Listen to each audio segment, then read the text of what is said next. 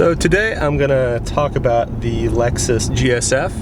The model we're driving today is a 2016 model with a sticker price of $87,390. So for that, as you can imagine, it's a lot of fun. This one has a 467 horsepower naturally aspirated V8. Unlike some of the competitors around the same price tag, they haven't gone for the superchargers or turbochargers. So some of the other ones will have a little bit more horsepower, but this one has everything you need to enjoy anything you can legally do on the road. Let's put it that way. So one of the things I really like about this car is it actually has a full back seat, not the insurance seats a lot of the cars have where you can barely fit a toddler.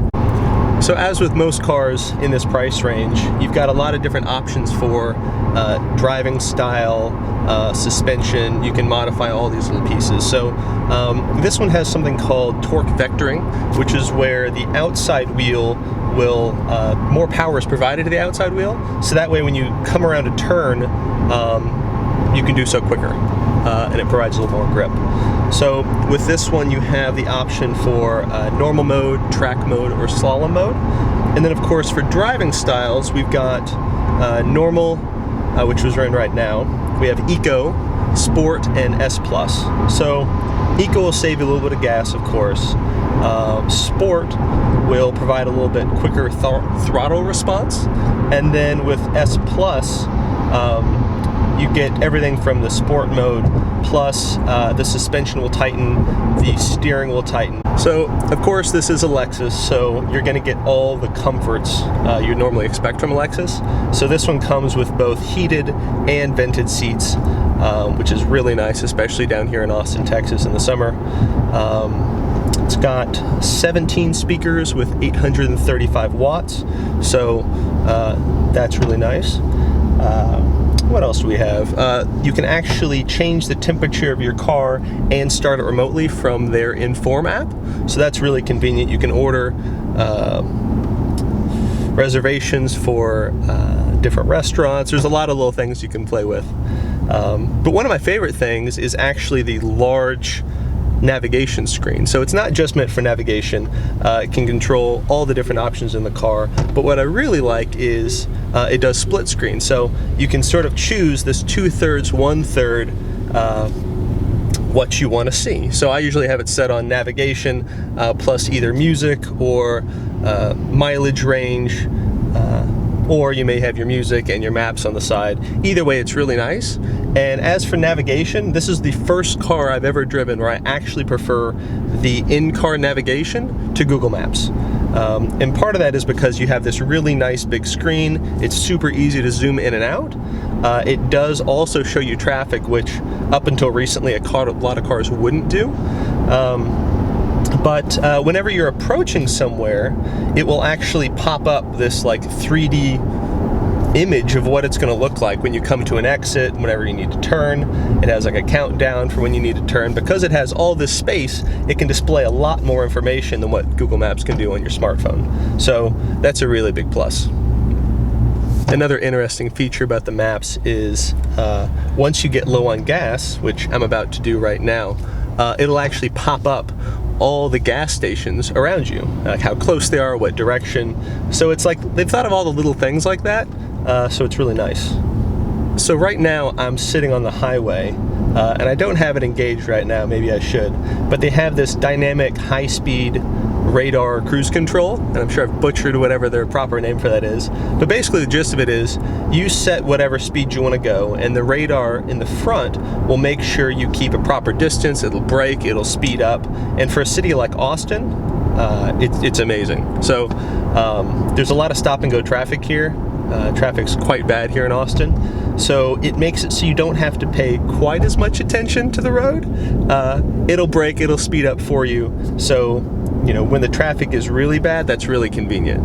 There's also something called lane assist, which will keep you in your lanes, and it has these little cameras that will read the lines on the road, and if you start drifting over one, it'll either give you an audible alert, and actually it can even help sort of steer you back in. So with the combination of those two, it makes stop and go traffic really convenient.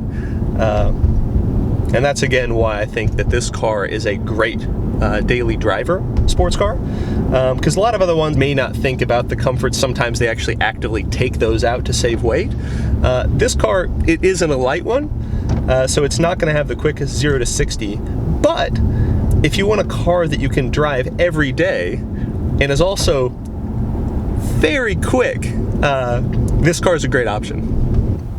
So one of the great additions, I think it's an optional feature, so it may not be on all the GSFs, but it's the heads-up display. So if you're not familiar with that, there's a small screen that reflects off of your windshield, so it actually will display information right in your field of view when you're looking forward, so you don't have to look down at your steering wheel, your dashboard, anything like that.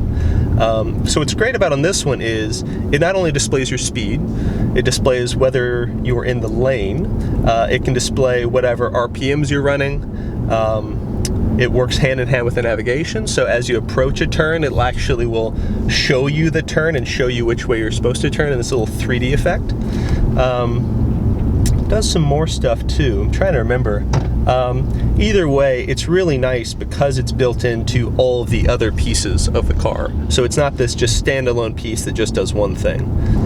Another thing I like about the Lexus is they're like understated. So unless someone really knows what they're looking for, they're not going to notice you're driving a sports car. Now, some people like that, some people don't. And don't get me wrong, it does have some aggressive tones to it.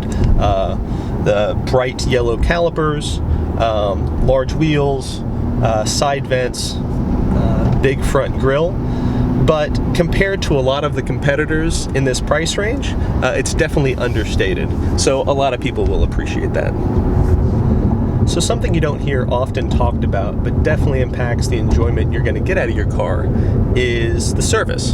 So, you know, a lot of sports cars need service quite often, which isn't the case with this one. But as well, when it does need service, you want to make sure the process isn't too burdensome. So we're in Austin, so we deal with Lexus of Austin and Lexus of Lakeway.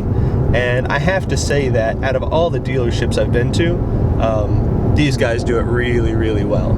So whenever you go in, instead of your normal complimentary coffee, they have a full espresso bar. They'll make you anything you want. They actually have real cream soda, which I didn't actually know until I went there, that cream soda is called cream soda because it has cream in it. So this is the first time I've ever had one of those. Bunch of free food, as well as they'll detail your car whenever you come, if it's for a service or not. So all the amenities, you can stop in anytime you like, get your car cleaned, grab an espresso, do some work in the lounge. It's really like a nice coffee shop, except everything's free.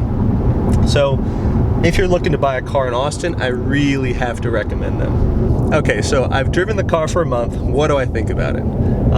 I'd say this is the perfect car for someone who's going to drive it daily, but still wants, you know, that punch that can really get you excited. You know, 467 horsepower, you can do a lot with that. And at the same time, you've got 5 full seats, all the comfort you can want, amazing stereo system, cooled and heated seats, remote unlocking, remote air conditioning, fantastic navigation. You know, this is a really comfortable car. So you can be very comfortable driving this thing daily or taking it out on the track. Now, on the con side, if you're really just concerned about raw horsepower, there are going to be other cars in this price range that are going to have more, but you're probably going to take a step back in some of the other features. So it may not be as comfortable to drive in daily, may not have as big of a seats, a lot of things to think about. So all in all, I've really enjoyed this car, and I'd highly recommend it.